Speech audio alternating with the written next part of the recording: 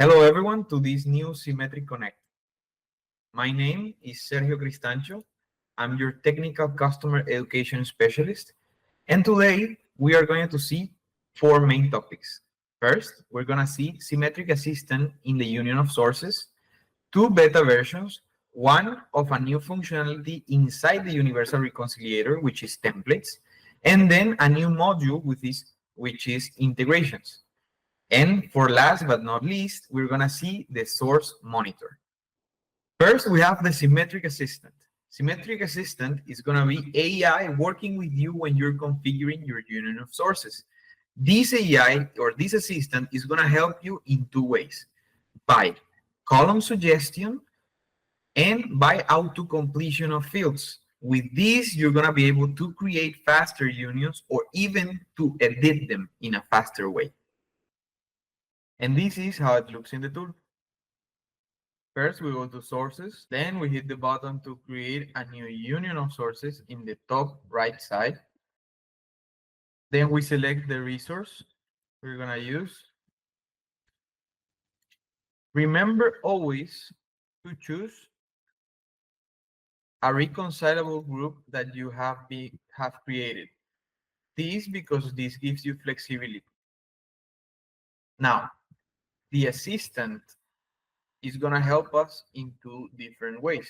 The first one is as we select the columns that we want to create or call from the first source, it'll suggest us the columns that exist in that source in order. So if we open the drop down, we're going to see all the columns that we have available in the order that they exist in the source. If you see, the first three are these first three. So if we start selecting them, it's gonna populate the columns that we create and adjust the name. Now I can go with Fresa. I don't even have to hit this add empty column. I can just go and hit this and it'll create the next column. And this will go on until I don't have any other columns to add. Maybe if you have a source that is too big, that has a lot of columns, maybe 50, 40 columns, maybe it won't suggest you all of them. But please give it a try and let us know your feedback about it. This is the first one. Now, the second way that the assistant is going to help us, now that we already have these columns here, we can call another source. Also, remember, for all the sources you call into the union of sources, please select a reconcilable group that is different to the default one. Just create another one and put it there.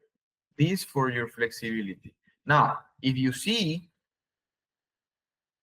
he makes suggestions. So keep suggestions, and he'll suggest us a column that seems similar to the name of the column that we have there.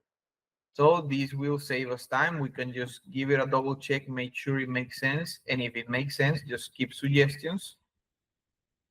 And now we have saved a lot of time. So these are the two main ways the assistant is helping us now, making the union of sources a lot faster. Let's continue. Now we have the templates. This is a beta version functionality, which you will find in the Universal Reconciliator. With this functionality, you're going to be able to copy use case configurations and replicate them either in the same workspace or in a new workspace. Imagine you have a configuration that is scalable, that works excellent, and that gives you the results you want with the information, and that you identified that you need to apply that same logic to a different use case, to different databases. With templates, you can go into Simetrik, copy this whole configuration, and then replicate it wherever you want, the same workspace or another one. Now, this will give you the ability to copy all the resources, but not the sources. So you need to copy it, generate it, and you need to have ready the new sources that you're going to use to connect to this configuration. And then, of course, please make sure you go through and check that everything is working correctly, that you're generating the same reconcilable groups, that the swipes and the reconciliations are working okay. But with this, you're gonna save all the time that it would take you to just reconfigure again the same workflow. So now let's see how it looks in the tool. If we go to the Universal Reconciliator again, in the left side, we're gonna see a section called Templates. If we go there, we're gonna see this interface. Now, here in Select a Resource, we can just call any resource that exists in the tool, but with a little exception. So what's a resource? A resource in Simetrik is a source, a union of sources, a reconciliation, a grouping, or even a source opening.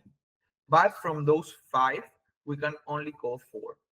Which is the one that we can't call? The sources. We can call any other resource but the sources. So in this case, in this workspace, I don't have much resources created. I just have one union. Now, what do you have to have in mind when you select a resource? You need to look for the last resource in the flow or in the configuration you want to recreate, because this templates functionality will have in account everything before it, but not the resources that after that one. So choose the last one in the chain of resources you have, and from there you are going to download a JSON. A JSON is basically a blueprint of the configuration in a text format. So you can download this into your computer, of course. Once you've downloaded, you can come again to templates, either in this workspace you are or in a new workspace, and you can upload that template. This template or blueprint is gonna recreate the same configuration you gave as a reference to the functionality, but adjusting the names so you don't have duplicated resources. Okay, now, once it finishes, it's gonna show you this green box here, like a summary of what happened, and you can open details. In open details, it's gonna show you all the resources that it recreated, including the sources. So even though you can't code the sources into the templates to generate the blueprint or the template itself, you're gonna have a source recreated. These resources are gonna be blank. They don't gonna contain anything. So if we go back to sources, we're gonna see here with the timestamp, these are the recreated ones. And if we go inside them, we'll see they are empty. Okay, so there it is. From here, you can just go to file management and upload any file you need. This is how templates work. Please, any questions you have, any doubts, or if you want to have a special session about this, please contact your CSMs. Now we have the integrations beta module. This integrations beta module will allow us to export data from Simetrik into our servers. Now, this integration output type configuration is only designed to be managed by supervisors. This can be configured to be event-based, so you can export data on demand, or you can configure a recurring export of data. This is cloud-friendly, so you can have cloud connections such as S3 or TCS, in case you guys have it. And the type of output file we're going to have is a CSV or a Parquet format.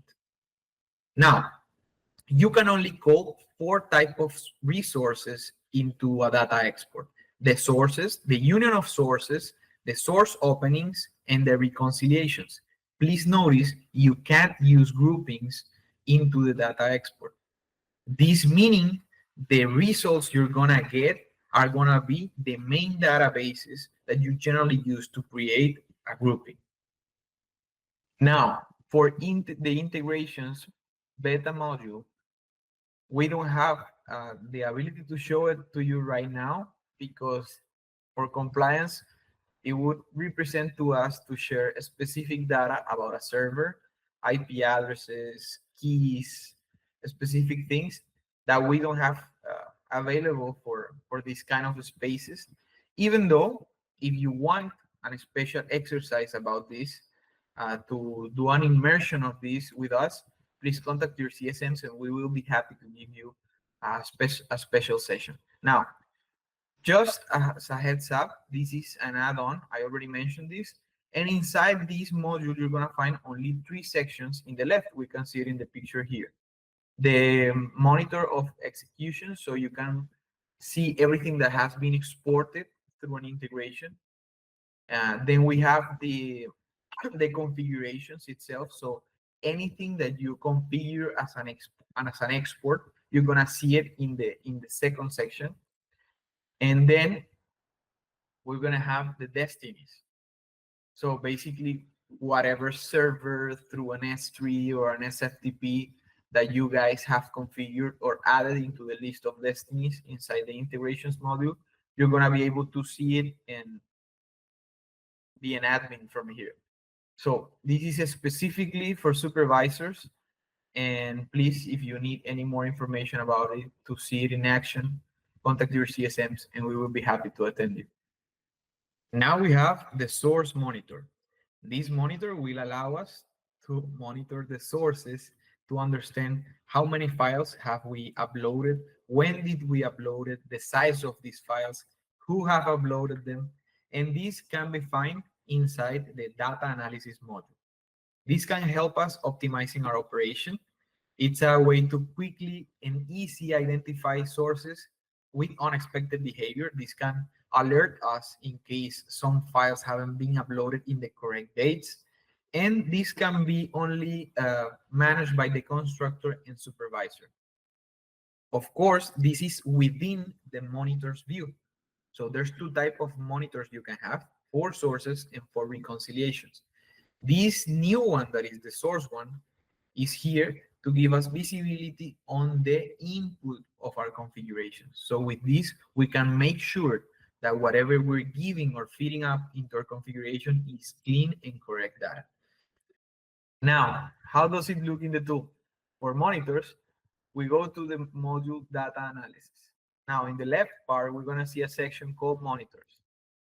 For monitors, we're going to have 2 options, reconciliation monitor and source monitor. In this specific case, we're going to get to know the source monitor.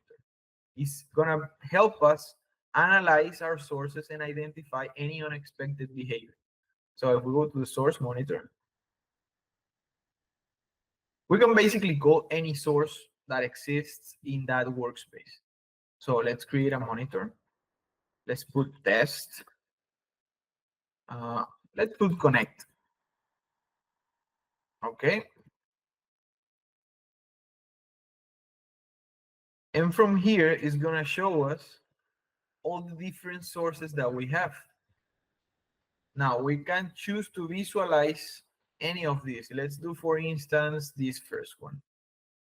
Save. Now, just a heads up, in these sources I have here, I just have uploaded 1 file because it's the file that I use for tests. But what you're going to see for that source is you're going to be able to see the number of files processed in a timeline. So amount in the y-axis and then date in the x-axis, so you can see the behavior and you can see if there's any flux in the line to see if maybe there's a day you guys didn't upload information or maybe the integration failed by any reason. And from all the files that exist or that you have uploaded into the source, you're gonna be able the file status. So you're gonna be able to see if it's processed, if it hasn't been processed and it's to be processed, if it failed, if the file is empty, and or maybe if it is stopped. So this is really useful to understand if what we're uploading is actually being accounted in the configuration. And that's pretty much it. Then we have the detail of monitor resources.